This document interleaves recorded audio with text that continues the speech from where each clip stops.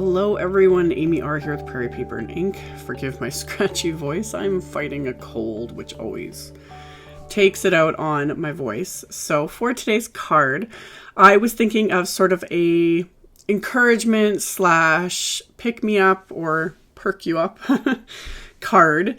And I wanted to coffee theme, and then I was looking at the Penny the Platypus stamp set from Honeybee, and I love that there's that little to-go cup image in the set. So I am stamping the platypus and the to-go cup onto some BRISTOL smooth cardstock that I used my anti-static powder tool on first. And then I'm stamping these images with VersaFine ONYX black ink, which takes a little while to dry, so it gives me enough time to coat it with some clear embossing powder and then heat that with my heat tool. Now this step isn't necessary. You can, watercolor. I've done tons of watercoloring without ever heat embossing this. But I like getting that little bit of a raised edge when you do the heat embossing because it prevents the colors from bleeding out into the next one, and I don't have to be quite so careful. Plus it does give it that little bit of a glossy look, which is really nice. So after everything's melted with my heat tool, I am working on my Tim Holtz glass media matte. So I am going to smush the distress inks I want to use onto the little grid here, which I think is really fun. I like that. So I've smushed the 3 colors I planned on using, and I am just picking them up with my detail water brush and painting them directly onto the image. So because this is Bristol smooth cardstock, it has a kind of coating to it, so the colors can kind of move nicer. You get a bit of a nicer blend. So I'm not doing anything too fancy. I'm just doing the main part of the body of this image with gathered twigs distress ink. And then I'm going in with a bit of walnut stain to darken it and just give it that extra something. I'm doing this while everything is still fairly wet so that I don't have to work so hard at trying to blend it. I generally don't have a lot of problems with this, but I find with Bristol Smooth, if you try to do too much back and forth, too much blending, if you layer too much, it will start to pill. But I usually, there's a fair bit of wiggle room, I think, and I really just like the smooth effect, and it's just easy to stamp on too. So after I did the main body, I mixed black soot and what was left of that gathered twigs together to kind of create a black brown, and then painted that onto his little bill and on his tail, and then used more of the brown section there to paint the bottoms of his feet. So once I was kind of happy with how that was looking, I just used all those same colors to paint in the to-go cup just to keep things simple. So just painted that in, and then for the actual base of the cup, I used a bit of that black brown, then cleaned off my brush, and then just used clean water to kind of blend that out a bit. And then let everything completely dry. And now I'm going to die cut these with the coordinating wafer dies. And I love the one for this platypus because it cuts out the image, plus it cuts around his little arms. So he can hold all of these images. So I'm going to tape these into place with my washi tape before I pop these through my Gemini Junior machine. And then I'm going to die cut them. Once these are die cut, you can see there's those little nice perfect cuts around his little arms, so I can tuck in that little to-go cup so he's holding it. I just love that. So for my card base, I'm using more Bristol smooth cardstock, although what I plan on doing with the stencil, you can just use pretty much regular white cardstock. If I was going to do more actual ink blending, that's where the Bristol smooth would come into play, but I kept this fairly simple for my card base. I'm using the Coffee Covers background stencils. It's a set of 4.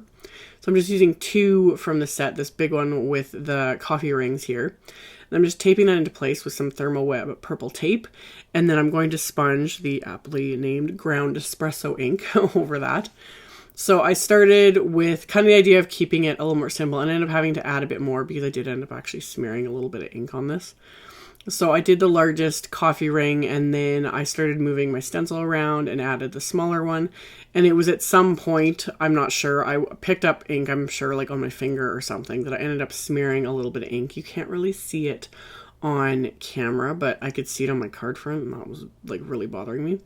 So I sponged this smaller coffee ring in the top corner here, and it was somewhere at this point where I had smeared the ink around one of the little splatters of coffee. So I just grabbed one of the other stencils in the set with the large splatters and just used that to kind of cover up my little smear so that nobody knows. So use that, and then I'm going to just add some more little large splatters with the stencil and that ground espresso ink, just using my little mini ink blending tool. And then that's going to finish off my card base. So after I have that done, I want to work on my sentiment, and I'm using the blah blah blah sentiment set from Honeybee. And I have some dark brown cardstock here, and I'm going to, again, use my anti-static powder tool. I'm going to stamp the sentiment I want to use with some Versamark ink. And then this one I'm going to coat with Nuvo white embossing powder. So ink up my stamp with Versamark ink, stamp it onto the cardstock. I'm going to coat that with the white embossing powder and then melt that with my heat tool. Once I've got that melted, I can trim down this large piece of cardstock into a strip, and I just use my little guillotine trimmer for this. And before I do that, I remove the anti-static powder after it's had a few seconds to cool off. I remove the anti-static powder with a Swiffer cloth. You can also rub your hands against it just to remove that residue. And then line this up into my paper trimmer and trim this down into an even strip. So I also cut some pattern paper for this as well, just to add a little extra something from my still all-time favorite. This is the Dots and Stripes Neutral from MFT. Absolutely love this pattern paper. I still have my original pack. It's now pretty much reduced to just scraps. So I cut down a scrap of the lighter polka dot paper. I cut a little flag end into the sentiment. I'm going to adhere the pattern paper flat to my card, and then decided to pop the sentiment up with a little bit of foam tape. So I'm going to put some Scotch foam tape on the back of the sentiment, put that into place, and then my little platypus, I decided I was just going to adhere him flat to the card as well. So I'm just using my little Xyron tape runner for that, and I'm going to pull out that little to-go cup first and just adhere that into place so that it doesn't fall out. So pull that out, add some adhesive to the back of it, and then tuck that right back in so he's still got his little coffee. And then add more adhesive to the back of him, and then I can adhere that to my card front here. And then I also decided to add a little bit of, I have this metallic hemp twine that I've had for a long time. I don't add twine and ribbon to my cards much anymore. It's just not something I really think of. I used to do it all the time. I get so many comments about that, about why don't I do that anymore. It's just, you know, styles change, but I have this metallic, and it's like a dark bronzy kind of metallic thread added to this hemp. So I thought it just kind of went really nicely with the colors. So I wrapped that around my card front, used my little reverse tweezers there to hold that in place so that I could tie my bow before pulling everything tight. And then once I was happy with my bow, pulled everything tight, I can trim off the tails there with my scissors. And after I had that, I decided to add one final little embellishment to this card, which was some bonbon sprinkles. Just, again, pulling in that kind of brown theme. I thought, like I said, this card is very, like, kind of thinking of you, perk you up. It would also work as a masculine card, just, you know, keeping it with neutral colors. So pulled those out and just added only 3. Kept it rather, you know, simple. I wanted the focus to be more on the sentiment and this cute little platypus. For the inside of the card, I had die cut some more pattern paper using the Honeybee Stamps gift card slots, or one of the gift card slots, wafer die, so it cuts the 2 little notches. So I die cut that after I had trimmed down the paper to fit the inside of the card. But before I adhered that, I wanted to ink up another sentiment from the blah blah blah stamp set. So I inked that up with the VersaFine ONYX black ink, and then stamped that onto the inside of the card.